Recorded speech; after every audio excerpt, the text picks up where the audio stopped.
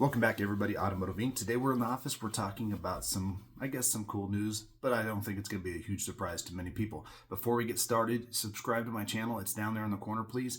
It helps a small channel out. Now, that is free to do, but it just lets you know when I'm producing new content for you guys and bringing out new news. For those that are coming back, appreciate you all being here and checking out the videos as we post them. We got great content coming up after the first of the year.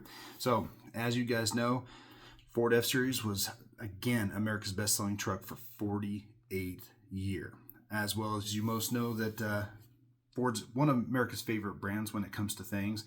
It's a huge profit generator, and the F-Series is now basically been badged with the best-selling pickup title and the best-selling vehicle title overall. Now, in 2024, they hit it again on the mark.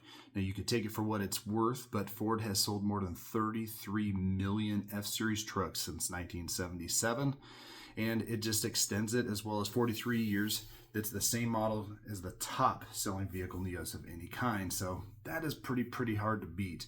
Now, as you go through it, you look at the problems plagued with everything. But this is the 50th anniversary of the Ford F-150. They just refreshed it for 2024, no major changes. But we all know that they keep adding more stuff to the lineup. We know that the Super Duty itself has gotten a refresh in 2023 and will get a refresh in 2026. Probably not major changes, but maybe some powertrain bumps and stuff like that. And I think it's a telling mark of what the American consumer or the world consumer is interested in. They love trucks. Trucks have become so capable over the last 20, 30 years that you can use them as a car, you can use them as a hauler, you can do all kinds of stuff.